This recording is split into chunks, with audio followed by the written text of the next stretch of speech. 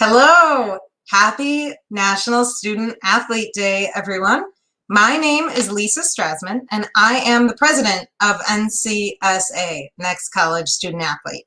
I hope you've enjoyed today's speakers for our National Student Athlete Day. It is my pleasure to introduce the final speaker in today's webinar series, current center for the WNBA's Dallas Wings, Amani Mcgee-Stafford. Amani attended the University of Texas at Austin, where she earned a degree in accounting from the Macomb School of Business. While at Texas, Amani left her name in the record books, becoming the first UT women's basketball player to garner over 1,000 points, 1,000 rebounds, and 200 blocks. While her 6'7" frame made her stand out on the court, she actually made her biggest impact off the court when she chose to speak out about her struggles with mental health. In college, Amani stumbled across her life's purpose, to provide a voice to the silenced. She now takes every opportunity she can to live in her truth and hopefully provide light to those going through or have been through the same struggles. We are honored to have Amani with us here today to discuss how athletes can maintain a positive self-image and shape their identity beyond their sport while also prioritizing their mental health. So I am thrilled to turn it over to Amani. Hi guys, I'm so excited to be here. I think everything NCSA is doing is awesome. I was lucky enough to have athletes in my family to navigate this process, but everybody wasn't as lucky as me. So it's cool to see what you guys are doing and even cooler to be a part of it. For a little more background, also, slight flex, I'm the only basketball player, period, men or women, to have over 1,000 points, 1,000 rebounds, 200 blocks. That's my little tooting of my own horn. But my older brother is JaVale McGee. He is currently an NBA center for the Denver Nuggets, 3-time NBA champion. My mother is Pamela McGee. She is in the Hall of Fame, a WNBA champion, an Olympian, literally any award my mother won it. So when it was time for me to figure out college, I kind of had help. My father played in college. His sister is a college head coach and also played in college in the WNBA. So like my family, we do sports. It's all I've ever known. But I was kind of the black sheep in the sorts. I came into sports very late. I started playing basketball in high school, which is kind of late for most of us. And I'm sure most of you guys have been athletes since you were 8, 9, as soon as you could talk. And I kind of wandered and moseyed around because I wanted to be different. But I also was 6'5" at 13. So my freshman year of high school, I made varsity basketball and I made a lead in the school play. And I kind of had to pick, and basketball made more sense. And I enjoyed it, right? And it was probably the most realistic way I was going to get a free education.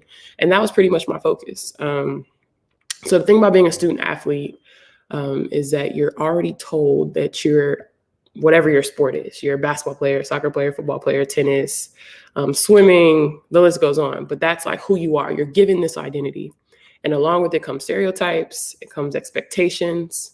And those expectations and stereotypes get bigger and heavier as you kind of go through your process and get to college, right? So when you get to college, you're now the athlete, right? You hang out with the athletes, you get the perks, but you also get the looks, right? You get the kids that are upset that you get to come in late and leave a little early because you have a game. And you kind of generally have a whole different experience. So for me, when I got to college, it was very hard for me to differentiate who I was as a person and who Imani the athlete was, because my entire life, I'd been the star. I've been the best player on the team. I got all the awards. I won all the games. And when I got to college, I suddenly wasn't the best. Things were a lot harder. And it took a very long time for me to differentiate that, like, Imani having a bad game as a basketball player wasn't Imani being a bad person. And understanding that my worth was not always derived from my success as a basketball player or as an athlete. And I think we often get stuck in that game of thinking that we're only as great as we are an athlete. And we're so much more than that. So I always love to tell students to be everything you want to be, right? I always say, like, I want to live 5 lives because I genuinely have so many passions. And the great thing about sports is that sports has given me an avenue to all these passions. So I'm going to read a short poem to you guys. I'm also a published poet. And I think it kind of deals with what we're talking about. It is so often easy to forget how far you've come, everything that you are amongst the impossible standards you set for yourself. I hope that you know that once you put down the accolades, the title, and anything else attached to you, and it's just you, you are enough. You, with no additives, just you are enough. And I think we often forget that. Everything we do is a hat we put on. Being a basketball player, it's just something I do. It's not who I am. And I often correct people when they say that, right? It's amazing being a basketball player. I love that. And it's very much a huge part of my identity. Since as long as I can remember, I've been a basketball player. I've been a tall girl. And even if I wasn't playing basketball, I was constantly being asked, do you play basketball? So it was all I knew, right? But also, like, I'm a poet. I love to write. I love to read. I'm currently in law school. I have my own nonprofit. You can't see my shirt right now, but my nonprofit organization, Hoops and Hope Foundation. I am a speaker. I'm a mental health advocate. I am a sexual abuse survivor, and I talk about these things on the platform that basketball gives me. So while basketball is what may get me into the room, it is not my full story. So I encourage you guys, especially in college, to nurture your full identity and to feel comfortable doing so. Your coach, hopefully you'll have a coach. Like, I had a coach that was very open to allowing me to pursue other things. She understood that, like, I needed that for me to be okay. I needed to do poetry. I needed to go to different group activities and things that didn't involve basketball for me to be okay. Because I was never the kid that was like, ball all day, ball is life. I live and breathe sports. I was never that kid. I've always been a nerd that played basketball. So I needed to have that kind of break away from the sport. So I had a coach that encouraged me to do those things and allowed me to do those things. But we all don't come from situations like that. And you may not get into a situation where you have that kind of support from your athletic staff. So I encourage you, one, to find an adult or a mentor, be it in your professional field that you want to go into, or just in your academic, like in academics, or one of your favorite professors that can help you kind of tap out of being an athlete, right? Like, I remember I'm also the only women's basketball player to ever graduate with a degree in accounting, because it's one of the hardest schools on campus, and they often discourage athletes from taking that major. And I remember going in the accounting class and being like a little embarrassed, because I would walk in and the first 5 minutes of class, my teacher would put up whatever headline from our game from the last week. And she would spend the first 5 minutes just gushing over me. And I'd just be in the back like, oh gosh, like, so I know the feeling. And I know how easy it is to kind of buy into that stereotype, right? To sit in the back of the class, to enjoy the perks and not necessarily get your full experience. But I like to say that sports are a vehicle, right? Also, please ask me all the questions. I'm here for you. And I really enjoy the interactiveness of the platform. And I think that that's one of the fun things that we've gotten from this pandemic is Zoom and just kind of this face-to-face communication, even though it's online.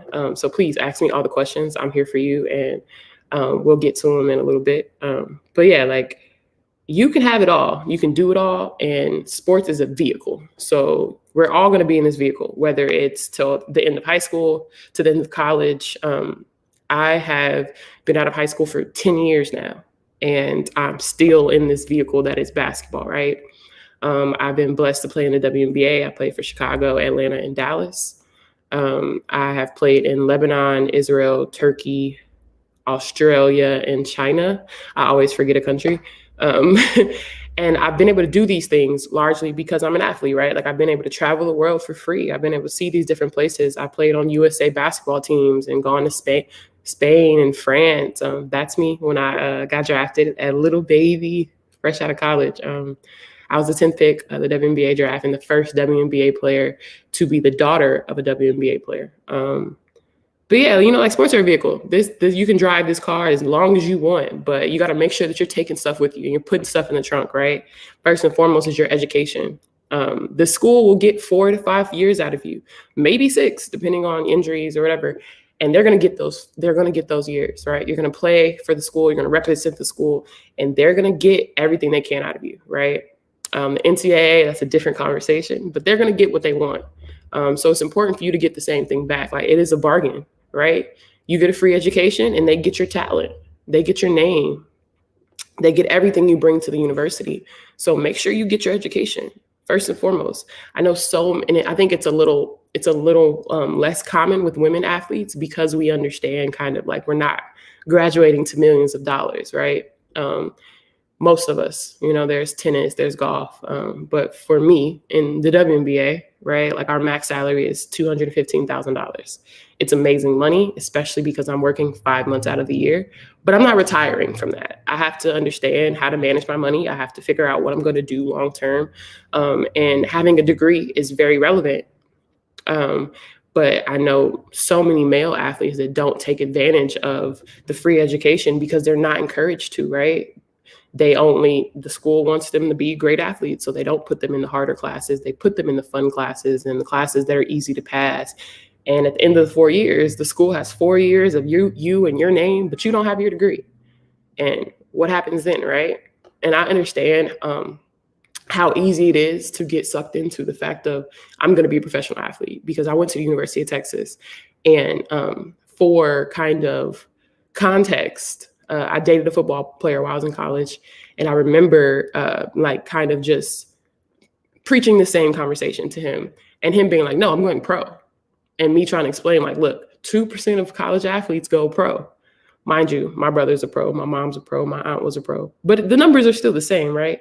For him, the first year Texas football didn't have a player in NFL draft was like 2013 or something, since the inception of the NFL draft. So as much as I could preach this to him, he's like, yeah, but the guy that played in front of me last year is in the league. The guy I came here, they recruited me, is in the league. Like, right, it's a different conversation because you're like, yeah, that's 2%, but it doesn't apply to me, right? So you have to be very cognizant of the fact that I have a dog. So if you hear her in the background, I'm sorry. But you have to be very cognizant of the fact that, yes, I may go pro, but what do you have to fall back on? Because like I said, sports are a vehicle. You're going to have to get out of it, right? We're going to have to get out of this vehicle. We're going to have to do something else at some point. And so many of us don't know what to do when we're not athletes because we haven't worked on being those people, right? We haven't worked on just being somebody other than an athlete.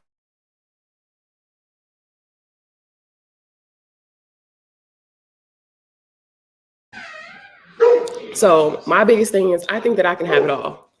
I think that I deserve to have it all. I think that I can live all of my dreams.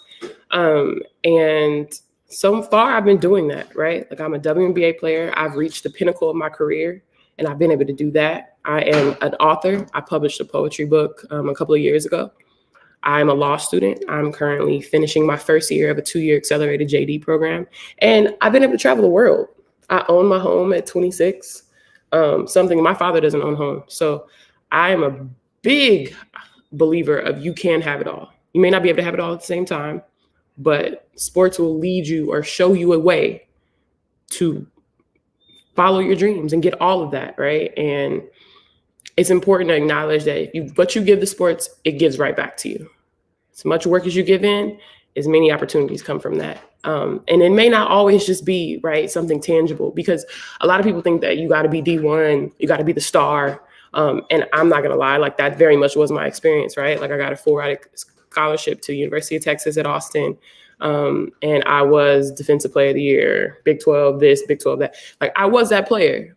But what has carried me is the fact that I went to the University of Texas at Austin, is the fact that I met people while being in these spaces that are able to say yeah, no, she played there while I was in school. She's great. Or we had class together. Yeah, no, definitely give an opportunity. And I've been able to leave my mark in so many other ways other than being an athlete. As much as I'm so proud and happy to be a part of this basketball legacy that is my family and do this for a living, my biggest moment of success has always been being able to go back to kids that were like me and tell them not only that it gets better, but here's how I did it. I've been in your shoes, and this is literally how you get from point A to B, right? I'm born in Inglewood, California.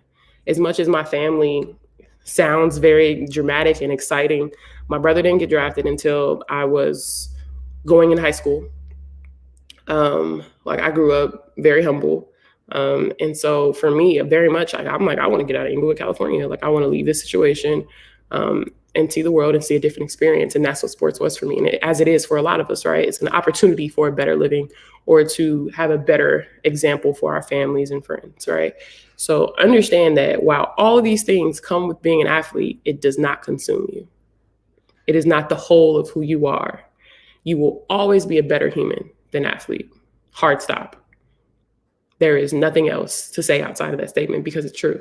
When you have a bad game, you're still a great person. You're still better than this moment.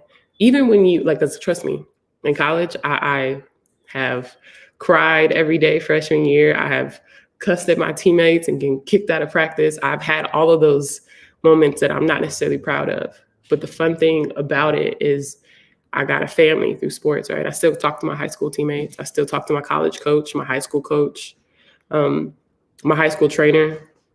I still talk to all these people, still talk to my college teammates. Like, I made a family through this. And as much as I would be embarrassed by how I acted or upset, I was given another chance to come back and try again. And I think that's what sports teaches us, how to exist within a group. And also just how to understand that, like, things are bigger than us sometimes. I think, especially, and I don't know what the experience is for people that play in solo sports like tennis and track. But I do know that, like, sports is always going to be about the whole, right? It's going to be about the name on the back of your jersey, not the name on the front of your jersey, not the name on the back. But you were following me, though. You knew where I was going with that one. But it's always going to be about something bigger than you, which is what I've always loved. So I always say, like, if I die tomorrow and all people say when I died is like, man, she was really good at basketball. Like she was cold. While that'd be cool, I feel like I failed somewhere because basketball's not the whole of who I am, right? Like, I talk about mental health. I talk about things that affected me growing up, right? And I use my platform for things that I think are bigger than me or to be an example of what I was not able to see growing up. And so for me, basketball is not even the tip of the iceberg of who I am as a person or what I believe in or the things I'm passionate about. Basketball merely helps me get there. It merely lays a very easy path for me to accomplish the goals that I have in place. Like, I would love to tell you that I got into law school because I'm just that smart and I wrote an amazing essay. But no, I mean, I got a decent grade on the LSAT, but realistically, they want to say that they graduated a WNBA player. It's so much bigger than me, right? So again, also, I'll share my Instagram and my social media. Please do not hesitate to reach out to me if you have a personal question that you don't want to ask in front of the group. But understand that this community that you get from being a part of NCSA, from being a student athlete is a once in a lifetime experience. Everybody doesn't get it. Everybody doesn't get to keep playing sports after college or after high school. So understand that this is a unique experience that only a little bit of us get to experience. So we all kind of have this connection. And then in a tangible sense, when you get to the business world, people love hearing that you were a part of a team, because not only does that mean that you have transferable skills that will work in a common business place, it also means that these are things that can't necessarily be taught in adulthood, right? You can't teach people that have never had to work in a group or work even solo sports, right? You work in a group, right? How to navigate that, how to navigate teamwork, how to believe in teamwork or the value of teamwork, and how to speak with different people. I have a big mouth, and when I got into college, I had to figure out how to speak to my teammates because I couldn't speak to everybody the same, right? I couldn't yell and be big and bad with all my teammates because they weren't all receptive to that. So I had to figure out, like, how do I speak to my teammate that's a little sensitive? How do I speak to my friends and kind of go through that? And those are things you learn through sports. So yeah, if you leave here with nothing from me, leave here knowing, again, you will always be a better human than an athlete. Who you are as a person and your value in this world is not placed on your athletic prowess. It is not placed on any number of accolades you can get through sports. All of those things are amazing and great and definitely something to brag home about. Those are a little bit of my little awards. I literally found out the other day that one of my mentors still has awards at her house, but I rarely look at those. Those are cool. And it's nice to tell people that I got all those things, but I've gotten so much more from this game. And I've learned so much about myself along the way and who I aspire to be. But yeah, so please ask me questions. I'm going to open up the floor to questions. I hope you guys got something from this short chat. Do not be afraid to reach out and ask me more. But yeah, I'm excited to be here and excited to hear from you guys.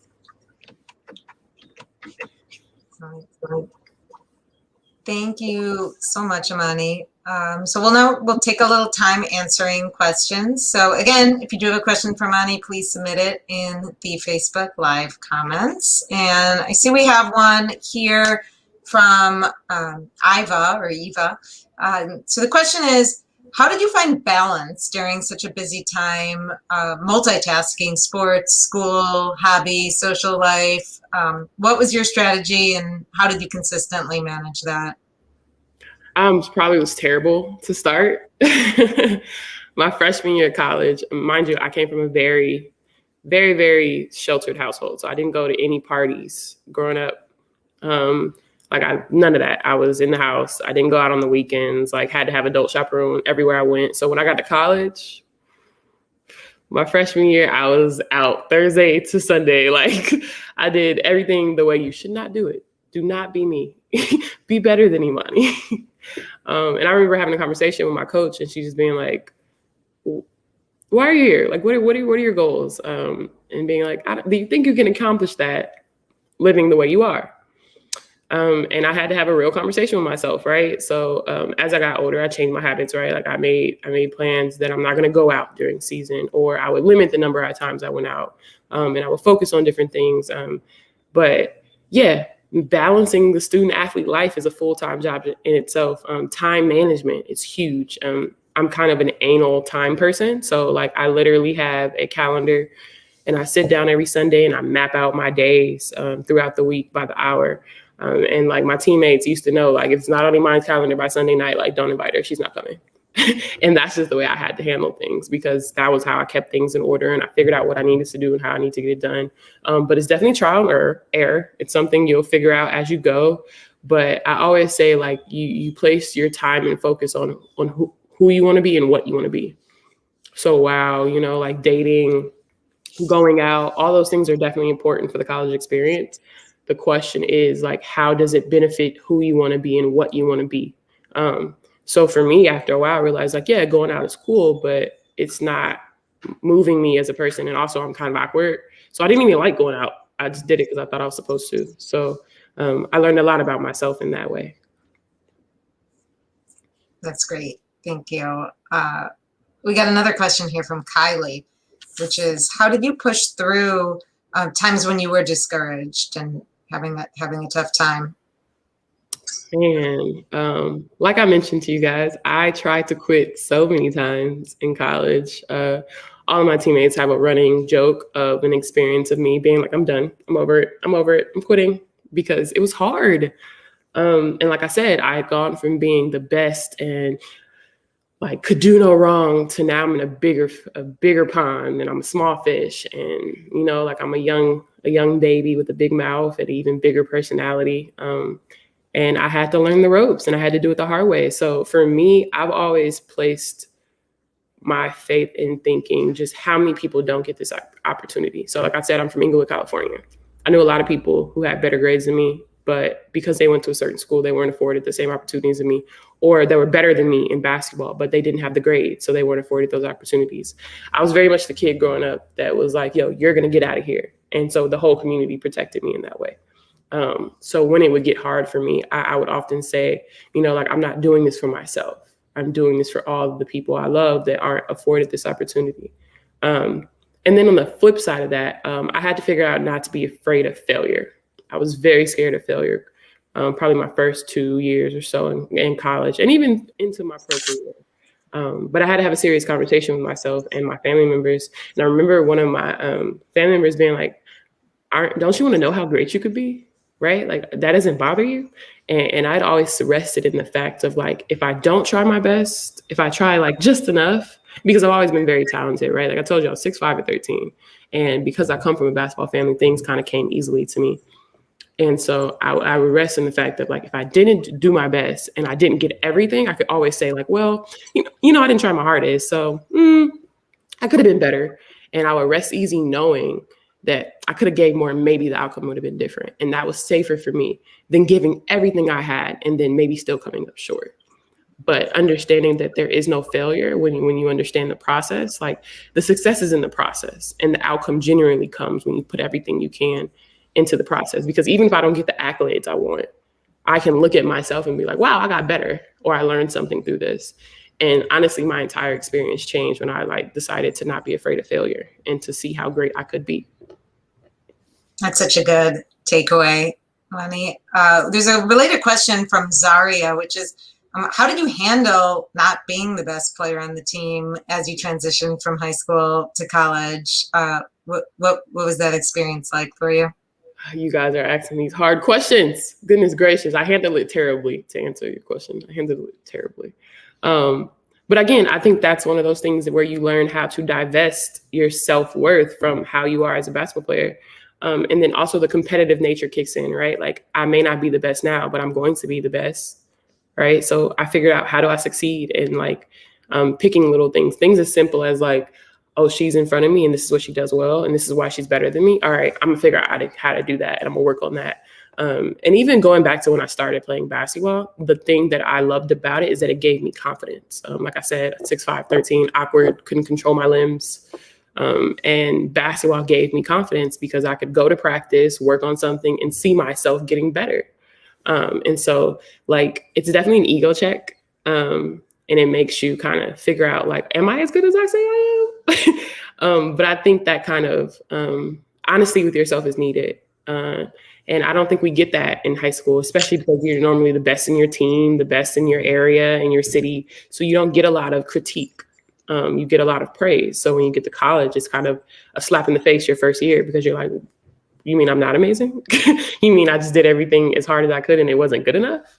But, you know, like you have to understand that your coaches are here to make things hard, to get the best out of you. And that's not always a pretty process or a fun process. That's great. We have another question here from Tina, which is, what would you say would be the one thing a family member said to you to encourage you to pursue your athletic dreams? Man, in terms of playing in college, it was very much a practical decision. It was very much like, no one in my family is going to pay for college. So how are we going to get there? And everyone laughs at me now in my family because I used to say I'm never going to be a pro athlete. I was like, I'm just going to college. I'm going to get an accounting degree and go be an accountant. I'm going to get my CPA, my master's in progressive accounting and blah, blah, blah. I don't want to play sports full time. And so now it's a very funny conversation. And again, that went back to my fear of failure because I didn't think I was good enough to play pro until maybe end of my junior year. I had an injury and I played on one leg pretty much the whole season and I still like did well and had accolades and I was like, oh, I'm good. And I remember my family just kind of being like, don't you want this experience? Like, don't you want to be able to travel the world and really just see how great you could be? And like the thing about it, right? Like if you look at my family's resume, I'm definitely a family disappointment. Like, but I had to figure out like how do I define success for myself?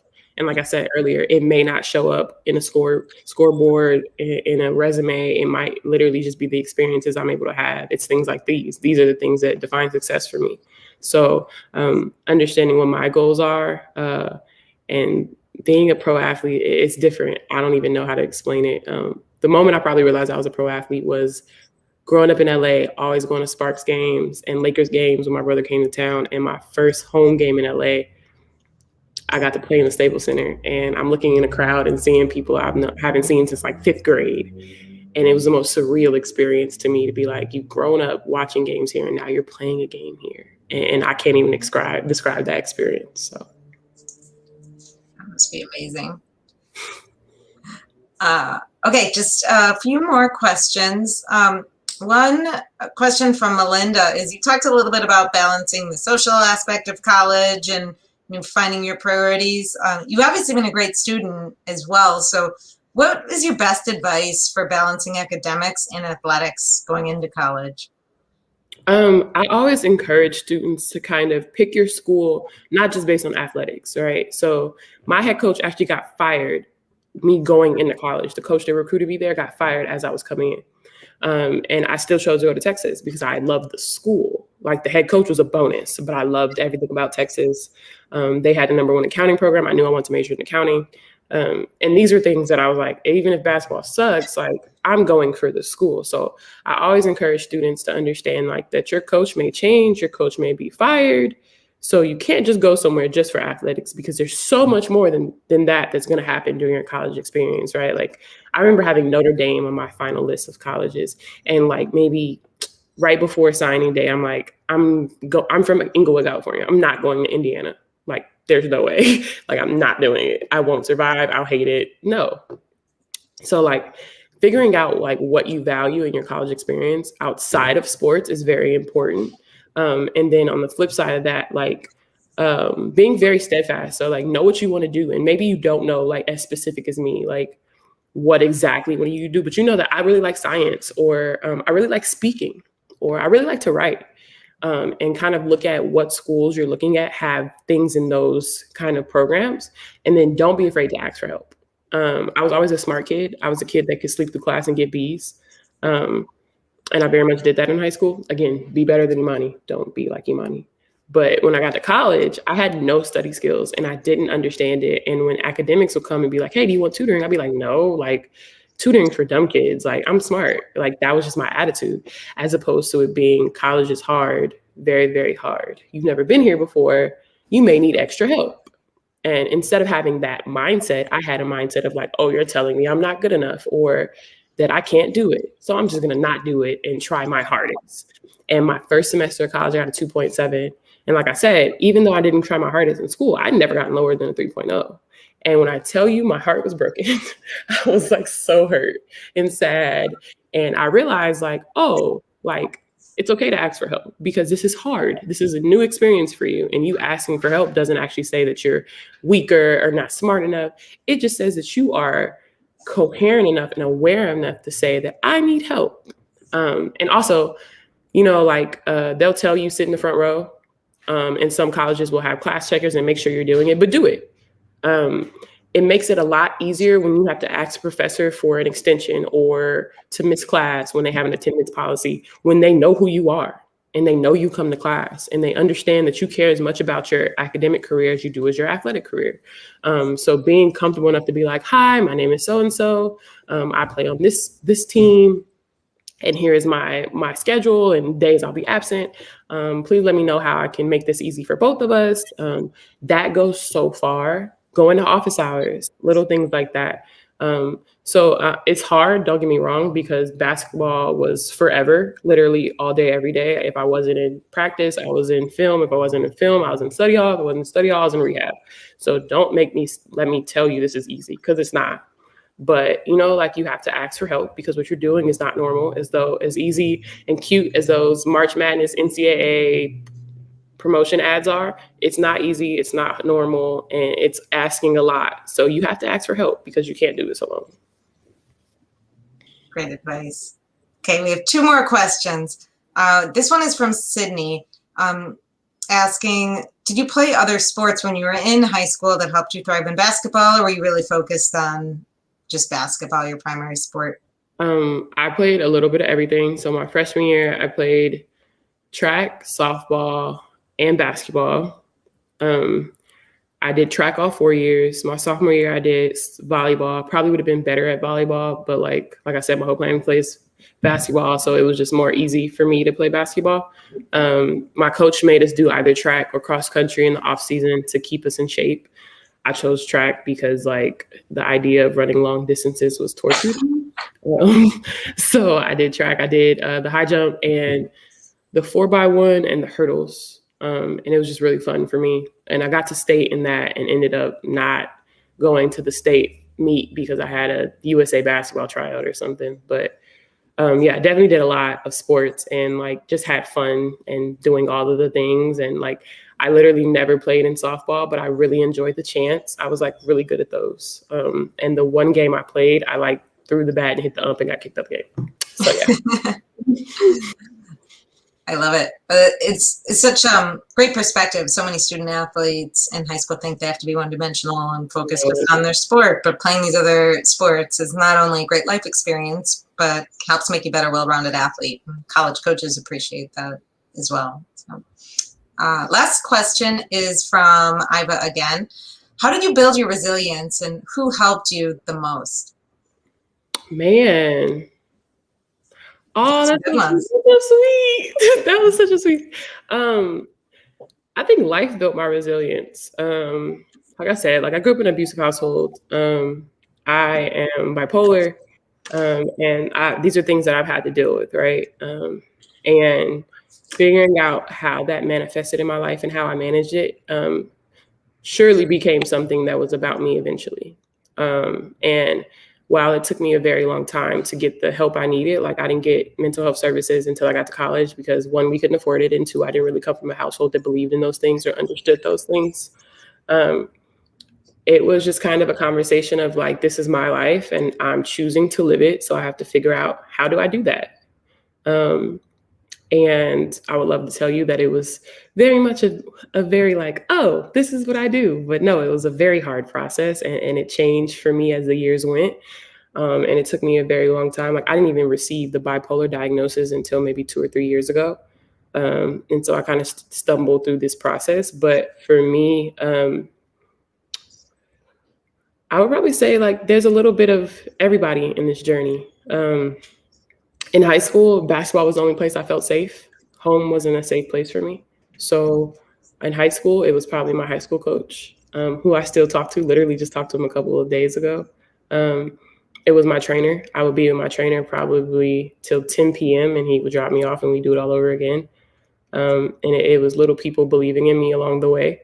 In college, it was my partner in college. It was my college coach. It was my best friend, my point guard in college, who we actually hated each other in college. And she's now my best friend. She's pursuing a medical degree right now. So I can't point to one person, because I think the fun part about life is that everybody gives you something along the way. And if you allow people in, that will help you and wish you the best. And I think one thing that I realized when I shared my story publicly, like sophomore year of college, which helped me kind of figure out my life purpose and why I'm still here and all those things, is that there's so many people rooting for you that you don't know. It's so easy to feel as though like it's you against the world, or nobody wants you to succeed, or nobody believes in you. And especially if you come from an underserved neighborhood, or you are a person of color or an immigrant, like we're constantly hearing these kind of negative self-images or these negative comments about us succeeding and who believes in us, or like how the world's against us. And you can believe those things. You can even internalize those things. But I've learned over my time, right? Like there's no way I'm supposed to be here. Inglewood, California. I was abused. I have a mental illness. All of these things say that I shouldn't be here and I shouldn't be okay and I shouldn't be living the life I do. But one, I'm a Christian, so I do believe that God played a part in that. But two, so many people have rooted for me and shared a piece of their journey with me and helped me get to where I need to be.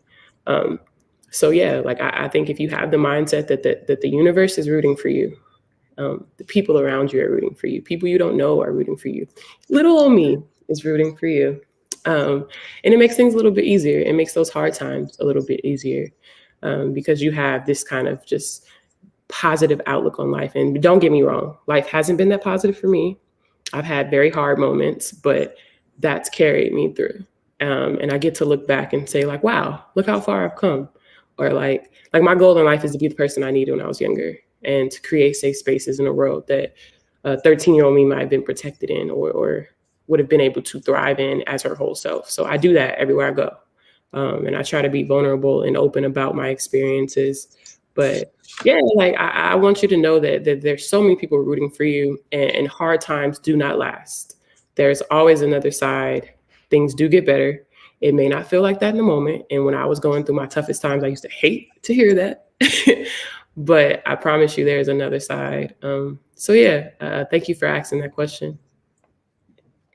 Thank you so much, Amani. Such an inspiring note to end this session on, and just so appreciative of you giving your time and speaking to our community today. I am sure many student athletes and parents and coaches and our team at NCSA as well got a ton out of it. So thank you as well to our audience and everybody in particular who submitted questions. We greatly appreciate you tuning in. And so this concludes our Prioritizing Mental Wellness speaker series.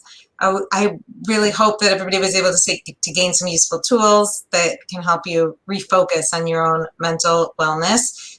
We also had 2 other speakers earlier today, which you can view online. The links and recordings will be in the show notes on the NCSA blog or on our YouTube page. We know that all of you have been through a lot this year, and everyone has shown just incredible strength and resilience, and please remember to take care of yourselves.